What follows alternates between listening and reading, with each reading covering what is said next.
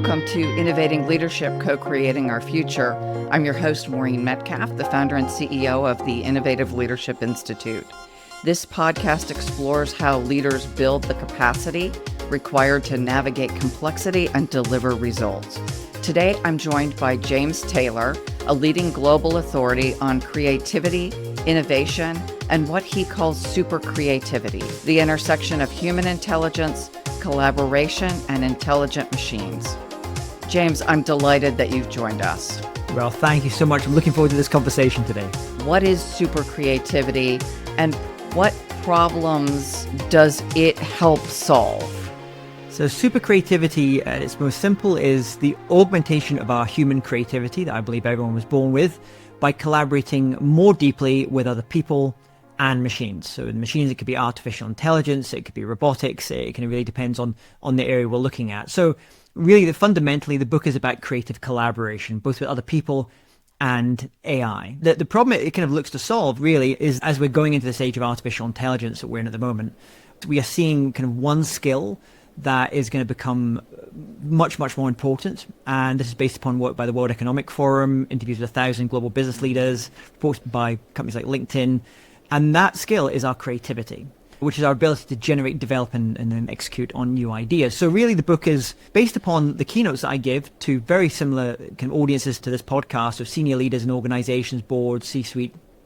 And it's really about how they unlock the creative potential in themselves, their teams, and their organizations. And obviously, the cool part is around artificial intelligence. So why is it so relevant now? Well, fundamentally, as we're seeing, especially now we're moving into things like agentic AI. And I have to preface this by something I share on stage a lot is that AI is not new, as we know. It's been around since 1956, the same year my father was born. And we had machine learning and deep learning. And then a few years ago, we had large language models and like ChatGPT. We're now moving to this era of AI agents and agentic AI. So the interesting thing about where we're at just now is that essentially AI will replace many of the non-creative tasks that we do, the analytical tasks, the routine, the mundane. And if you listen to speeches by people like the founder of OpenAI, of ChatGPT, he talks about really these core skills that are going to be most important. And creativity sits at the top of that because these are tools to a large extent. They're very useful tools, but it really comes back down to the human and the human teams. What do we want to create? How do we want to innovate? What kind of future do we want to see? I was just doing an event this week for L'Oreal, and the other speaker there was a woman called Shonda Rhimes, who is behind great shows like Grey's Anatomy and Scandal and Bridgerton. And we were having this really interesting conversation about creativity in the age of artificial intelligence. And we both kind of agreed that creativity, this most human of skills, is actually going to increase in importance, not decrease. But here's the bad bit, and I ask audiences to do this on stage. I ask them, how many of you in the room consider yourself to be creative or good creative thinkers? Depending on where I'm speaking in the world, that number will be as low as 15%. So if I'm speaking in East Asia, Korea, Japan, it's going to be about 10-15%. If I'm speaking in the US, it's going to be 40%, so it's going to slightly higher. But if we think about that, that means the vast majority of people and organizations do not consider themselves to have the one skill that's going to be most needed to survive and thrive in this new age. So Time magazine calls this the creativity crisis. So this book is a kind of call to arms about how we really first embrace the creativity that we're born with, but then go one step further to this idea of super creativity, which is about really developing this skill in organizations and teams and leaders through working with other people and with technologies like AI. Let's step back and define creativity. Often people, when they hear that term, think I'm not an artist or I don't write scripts. I just, work in a business. Yeah. And yet your call is leaders must be creative. What even is it? And how does it apply in a business setting? Yeah, so one of the challenges with this word creativity is it's often thought of music, art, those kind of areas. Generally, my audience are not from those worlds. Most of my audiences are from global Fortune 500 companies in leadership. And the other challenge that you sometimes find is people use creativity and innovation interchangeably. My generation, Gen X, and the boomer generation, we tend to be much more comfortable using the word innovation. Whereas the younger generation, they often use the word creativity, when actually really what they're starting to talk about is innovation. Creativity and innovation are not the same things. Creativity is about bringing new ideas to the mind. Innovation is about bringing new ideas to the world. But without creativity, there is no innovation. So creativity is really the engine of innovation. That's why we often talk about this engine that we have to kind of develop. And if we take one step, even just before creativity, if we say, well, what is the fuel for creativity? It's really curiosity, which is our ability to ask questions. And if you look at great leaders like Julie Sweet, the CEO of Accenture, she was asked the other day, what are the most important skills today in organizations? And she said two things: leadership skills, so your ability to lead and inspire others.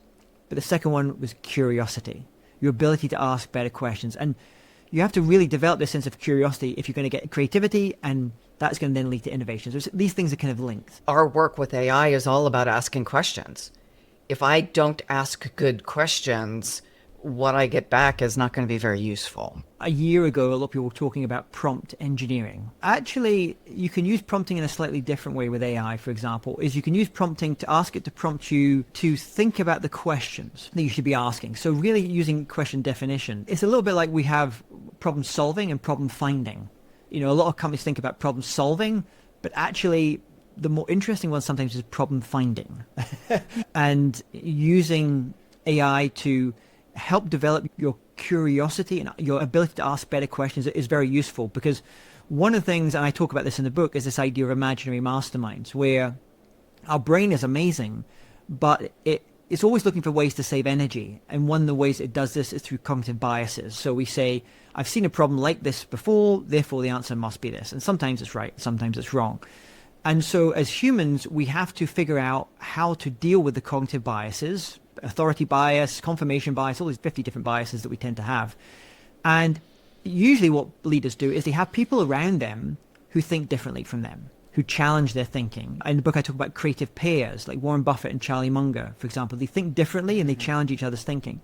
So one of the ways that we can actually use AI is if we don't have people around us who think very differently to us, we can use it almost as ways to help us dig into our cognitive biases and find our weak spots and almost stress test our ideas. So that's using AI in a slightly different way than just using it like Google to come up with answers.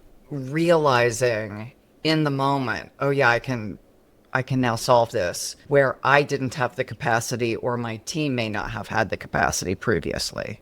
Yeah, so one of the things I like to do, I talk about this in the book, is this idea of building a virtual or an imaginary mastermind. Choose those 5 or 6 individuals, living or dead, real or imaginary, and say, okay, these are the 5 or 6 individuals, and they may come from different perspectives, different industries, they may be business people, they may not be business people. And then here's the proposal, here's the idea, here's the concept. What are the questions I should be thinking about here? So if one of my 5 or 6 was Satya Nadella, Satya would come and say, hey, you haven't really thought about this thing. Or maybe if it was Maya Angelou or Warren Buffett, name the person. The important point that it's doing here is it's not coming up with the answers. What it's doing is it's helping you triangulate around that and start to think. And if you want to go one level even deeper than this, one of the issues is that if you're only using one particular tool, let's say you use Claude all the time from Anthropic, and you don't use ChatGPT, and you don't use Gemini. Each of those tools speak in a slightly different way. So the first thing I often say is, in the settings of any of them, go in, because most of them have been trained by people that look like me, from California, and it has a certain kind of tone. It can be quite sycophantic. It can come back, James, that's amazing. What an incredible idea. I was saying to the audience this week in New York, I said, you can change it. Have it speak to you like a New York cab driver. Challenge you, like be direct, to the point, no fluff. But if you want to go one step further than this, there are now a number of tools coming along, and what they're allowing you to do is like, here is my idea, here's my concept, and essentially it will put it out to 20 different AI agents, and then what they'll do is each of them will come up with their own thoughts, and then they will get together and have a little conversation between the AIs, and then come back to you with their best judgment or their best questions or their chance of their probabilities of certain things going in one direction.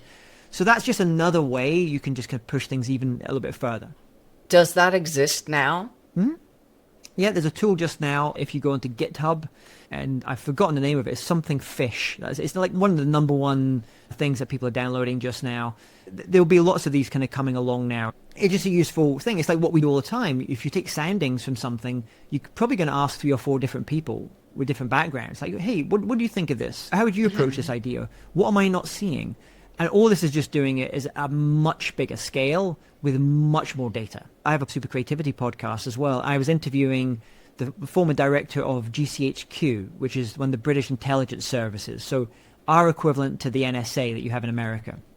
And we were talking about this, about data. And he said that one of the problems about even these amazing large language models is the information that they're trained on is only 0.03% of all available information out there.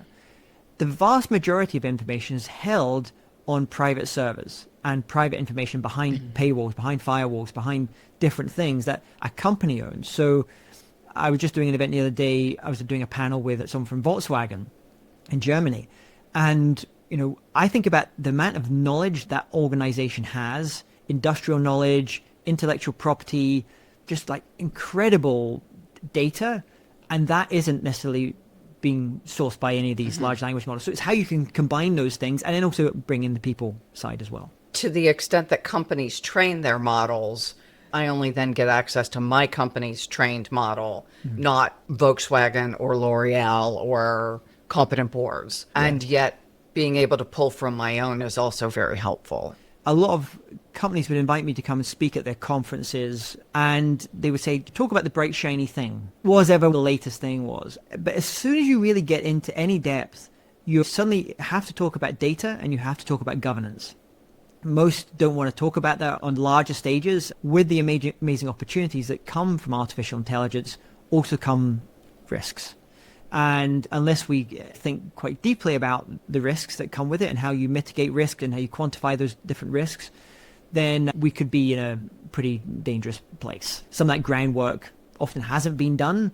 And then you get into the dangers of using like shadow AI, and people are using different tools, and public data, information is becoming publicly available, and that's definitely where we don't want to go. We wrote a book a couple of years ago on leadership in the age of AI, and the 10 mindsets required. Creativity is one of them, and also risk management, and then systems thinking. So what systems do I put in place to ensure we mitigate risks? You need those guardrails, but then kind of coming to the culture piece. The thing I notice most often in organizations that do this idea of super creativity well, what they tend to have in common is a sense of psychological safety. Simply this shared belief that you won't be punished or humiliated for speaking up with ideas, concerns, or mistakes. So going back to the risk piece as well, have you created a culture in the organization where people can not get sucked completely into the kind of tech bro thing, but they can also raise their hand and say, I see a risk here, I see a danger here.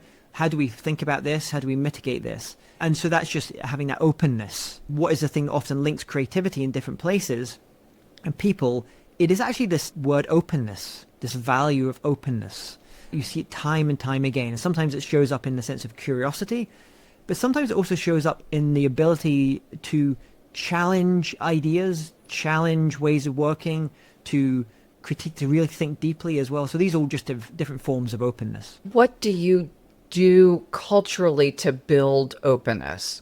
80% of AI initiatives in organizations fail to deliver value for the organization. And everyone is kind of thinking about this just now. The huge investments going into AI. It's only just starting to show up in the productivity numbers, but there's also a large amount of churn. And I think what we're seeing is a lot of pilot purgatory, as I call it. Lots of things getting stuck in pilots. And that's fine, people are just kind of figuring it out. But now we really, really need to start delivering value. And when they dig into this, what they find is that only 20% of it is because of the technology itself. 80% is the people, the playbooks, the processes that are being run. So we have to spend a little bit more time thinking about that.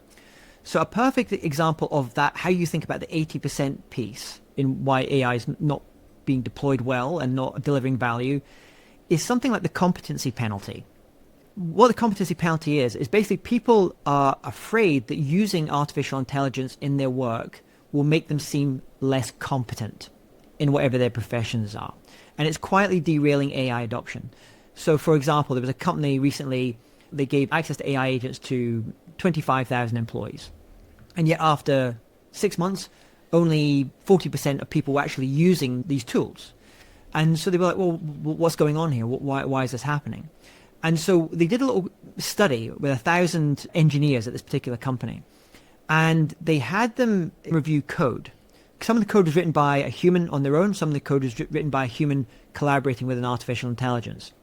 And what they found is that when someone thought a piece of code was written with the help of an AI, they judged that person's work to be 9% lower than if it had been written by the human on their own. Interesting, though, on the cultural piece, if a woman uses artificial intelligence, she will be judged to be 26% less competent than a man for doing identical work. So this is a culture piece here. And where you most often see this is where you see often older male non-adopters of AI reviewing the work of younger female workers who are using AI. They're the worst critics, those older non-adopters of AI. So the good news is it's actually quite simple to solve this problem. So the first is you map the hotspots. So you look in the organization, and you can do this if a company uses Copilot or ChatGPT. You kind of look and say, well, in which teams do you have this big range of senior people not using AI at all, junior people, using it all the time? There's a differential there. The second one is you really want to highlight people in the organization who are seen as role models, great at what they do, and highlight how they are using artificial intelligence. And this is basically showing that excellence in your job can coexist with the use of artificial intelligence. And the third one, and this is maybe controversial, is don't put AI-used tags on things. You should focus on the output rather than anything else. And so some companies still put, like, this was partly created by AI. Obviously, there are some exceptions here. If you're doing scholarly work or work that's like on finance, you have to put certain things in. But a lot of things, you should just be focusing on, is this good? You're looking for hallucinations and all those things you would normally do anyway, but they're actually becoming a little bit less. But something as simple as a competency bias, that gets you quite a bit of the way there. There's all these other things you can start to do, but a lot of them still track their way back to people, playbooks, processes, leadership. This sounds like bigger, more accelerated, but it sounds like we treat it like we would treat any other large change initiative. Correct, exactly. And there's different models, obviously, you can use on the change management side. And I just spoke earlier last week in Amsterdam for an organization called Scaled Agile. What their interest is like, okay, how do you take all those AI tools and all the things that are kind of going on there and really bring this into the organization and do this at scale and do it with some of those classic change management? And this is my hope here. This is where we get to, maybe in 2 years' time, is we almost don't really use the word AI so much in a conversation in the same way that we don't use e-commerce so much as a phrase, or the internet in a phrase. It just is. We just assume it's baked in. Arthur C. Clarke, the writer, once said, technology at its best should appear like magic. It should kind of disappear. And I think that's when it's done well. People like Rita McGrath talk about this as well, the professor at, I think she's at MIT. So she talks about how this innovation has gone a little bit quiet. Less people are talking about this word innovation as a term. I think that could end up coming back because AI has sucked so much of the energy out of change management, innovation, because everyone just talks AI. And my hope is that we're going to get through this little phase just now, and we actually get back to some of the core things that we know we have to think about. How to manage change, how to lead people through periods of change, how to ensure that innovation and resources are being deployed in the best way that provides value to the shareholders, stakeholders in the organization. How do I continue to deliver value as a human leader? What are the mindsets I should be focusing on?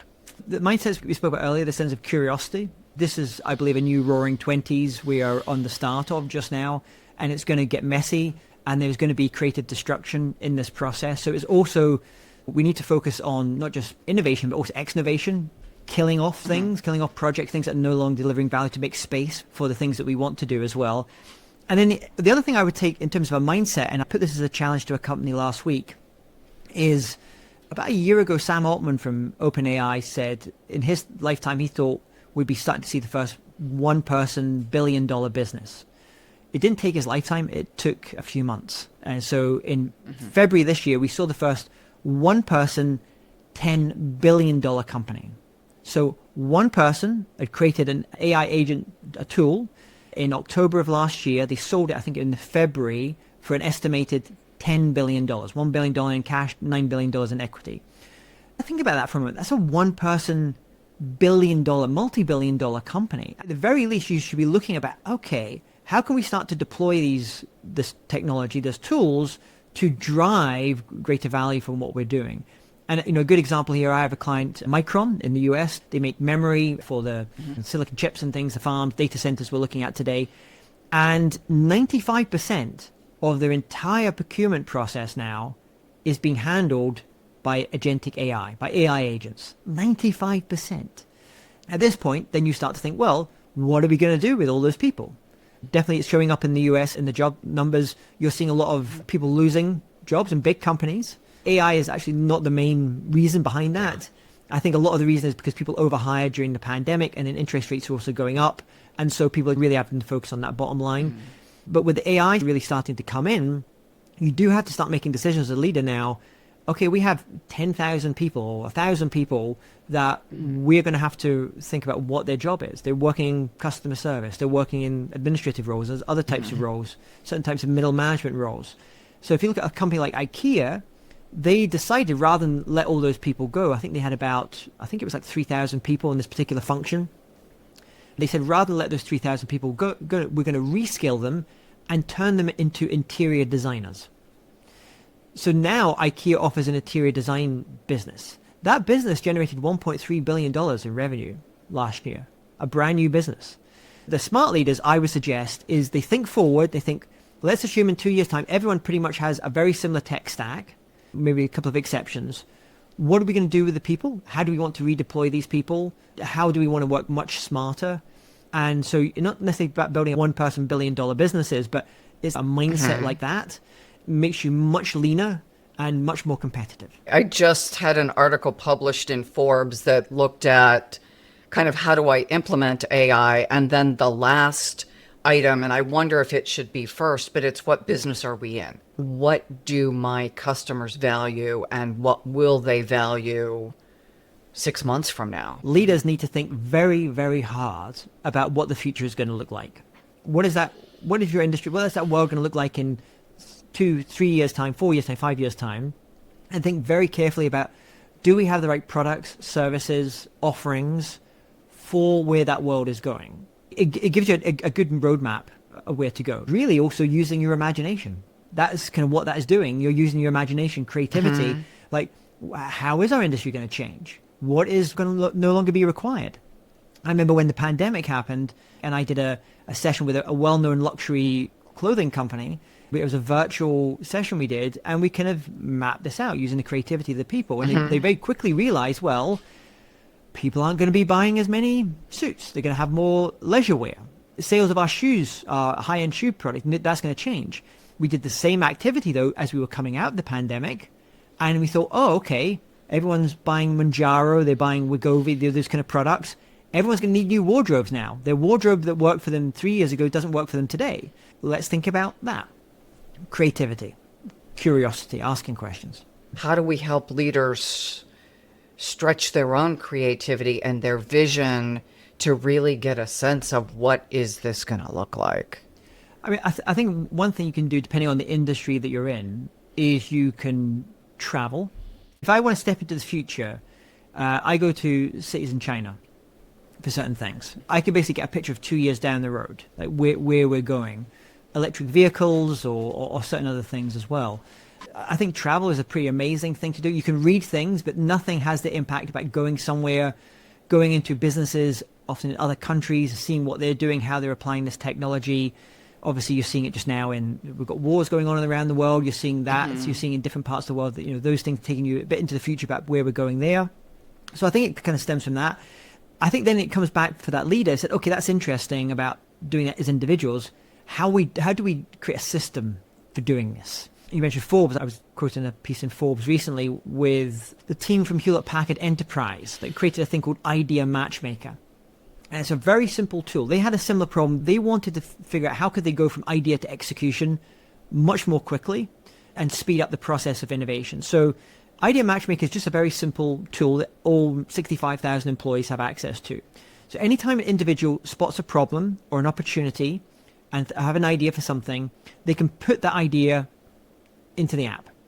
And then the AI that sits and runs behind it recognizes what is the ideal combination of team members required to make a project like that successful. And it works like a modern dating app, like Tinder, for example, swipe left, swipe right. So let's say if I'm a data scientist, I'm going to be seeing the ideas from other people in the organization that the AI recognizes that someone with a data science background is required. And I can say, oh, I'm interested in this project. But the other thing that's quite nice is the AI also has the HR information in there. So it recognizes the psychometrics of the different team members. So it says, we're going to put you together in a team to work on this project, not just based upon your skill sets, but also your psychometrics. Because we want a mix of those big thinkers, those people that are researching, like looking into the future, but we also want completers, finishers, people that will kind of get into the nitty-gritty, love that side. And so that's an example of a very simple tool. It's called Idea Matchmaker from Hewlett Packard Enterprise, internal tool. They've built up. The other thing I really like about something like that is it allows them to spot the hidden figures in the organization. People that don't take the limelight, but they have unique skills, unique talents. They're amazing, but they're being quietly kind of hidden out of sight, and they bring them to the fore now. I love the idea that there is a way to identify and amplify people who are maybe just introverted, who aren't forward, but are delivering highly competent, high impact work and are undervalued just because they're not visible. It's the very first part of the book. I talk about the story from my background. Before I do what I do today, which is be a keynote speaker, I used to manage the careers of high-profile rock stars. So I work with members of the Rolling Stones, multiple Grammy Award winners. And I start the book not talking about AI or innovation. I start the book talking about this experience I had standing at the side of the stage at London's Royal Albert Hall, and it was 5,000 capacity venue. And I'm standing there and I'm watching my artist as they perform with the spotlight on them. And I'm noticing that the audience is seeing that person, that singer with the spotlight on them. And they think this is the lone creative genius. But what the audience isn't seeing, because I look to my right, I can see the 100 to 200 people backstage who are just as creative, are just as much a part of making a creative and successful and innovative show as the person with the spotlight on them. This is one of the reasons I embarked on this journey that I do today, wrote this book, was for all those backstage heroes, to really kind of celebrate them as creative, not just the person, the CEO on the front cover of the magazine, or that person on the stage with a spotlight on them. This book is my call to arms for those people. And maybe this is the reason that the industries that often book me most, like the finance or accounting or legal industry or technology, often these aren't the so-called sexy industries. And they're often not the places where you think about that word creative. But I see huge creativity in these places. They just need to recognize, like, what does that term actually mean? How does it apply to the work that they do? How do you use super creativity combining with AI to amplify the impact of those 200 people supporting the one? Yeah, so I talk about the two ways we often use it, like centaurs or cyborgs is one way. So centaur is simply an individual who is intertwining everything that they do with AI, constantly refining and molding its responses. It's like a guitarist that has a guitar.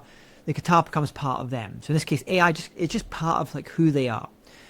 So that's like a cyborg way of doing things. A centaur, usually a more senior manager, is someone that looks at a project or a piece of work and has the understanding and the skill to be able to say, these are the things, these are the tasks that the AIs are going to do, the agents are going to do, and these are the tasks that myself and my human team will do. Whether you decide to be a cyborg or centaur and your work doesn't really matter, but that's just, first of all, it's kind of going in with that approach. They're going in with this idea of augmenting the work you do with AI. And that's going to take different forms in different industries. I talked to some of the managing partners at law firms. It's completely changing the way that they work. And actually for them, their role as that trusted advisor actually becomes more important because the AI is doing a lot of the grunt work. It gets rid of a lot of that work for them as well. Now, here's the thing, and I don't know the answer to this. I'd be fascinated to know your audience and your listeners' thoughts on this. How do we think the shape of an organization will change because of this? So at the moment, most organizations are like triangle shapes with like small number of people at the top, a lot of people at the bottom. Many people think that what's going to happen is this will shift and it can be an inverted triangle, maybe a lot of people at the top now, less people needed for more junior positions. AI is going to do that. There's another thought which says actually it's going to be more like a diamond shape. Fewer people at the top, few people at the bottom, but we need lots of almost like middle management. And that kind of goes against what we've been doing probably for the last 30 years in management and leadership, where we've been getting rid of those middle levels. That connective tissue may actually become more important. But then when I look at a lot of companies, they really think about how do we redeploy some of these people? Yes, some organizations will just go straight for the lever that says, mass redundancies. But a lot of them are saying, well, how do we upskill and reskill these people? How do we take the people with us on this journey? How do we ensure that the people aren't fearful of this, but they're excited about this? And if you look at countries like Singapore, they're leaning in to this. It's no surprise that Singapore has probably one of the best AI governance frameworks that's getting adopted by lots of other countries now, because they've really asked the deep questions about recognizing our most important asset are our people. How do we use AI to augment them, not necessarily just to replace them? What one question should leaders ask their teams about innovation this quarter? Sometimes I'll pose this in workshops with audience, and it's very just quick. It's just to essentially say, if we were to create our own competitor, how would that competitor do it? Most companies, you don't have the luxury of doing because you've got existing tech stacks and existing systems and everything. But just going through that process makes you often realize, actually, this is the gold that we have in this company we're not making the best use of. Or maybe we have these layers that we can strip out or do things much better. So if you were to create your competitor tomorrow, you actually build up a second business, it's going to be your competitor, it's actually going to replace your entire business and going to take your business from you. How would that work? So next question, one capability to strengthen before scaling AI. Values. Okay. What are your values as an organization? If I was to go around everyone in that team and say, what is the values that this organization is based around? What do we care about? It shocks me how few that they actually know their organization's values or their company's values. I think if you get those really strong, then it removes a lot of things, because you can go back, if we're thinking about launching this new AI product or using AI in this kind of way, you go back to your values and you say, how does this align with our values? Clarify values. And then I'm going to extend that to say, and ensure that your systems reflect those values. Correct. And your people know those values right across the organization. There's some companies I go into and they are living their values. And other organizations I go, I could be anywhere. There's nothing that makes this distinct as an organization. I don't feel anything in this organization. And so yeah, values. Is there any closing thought that you want leaders to have top of mind about super creativity? Go into it a little bit from a sense of play. I know I said play and business often don't go together, but a very simple thing you can do is to create 3 lists, 3 columns, and in that first list, simply say, what are the things I do which I don't enjoy doing, I'm not very good at doing, not the best use of my time. In the next 30 days, there's tools I guarantee you that already exist to get rid of those things on that list.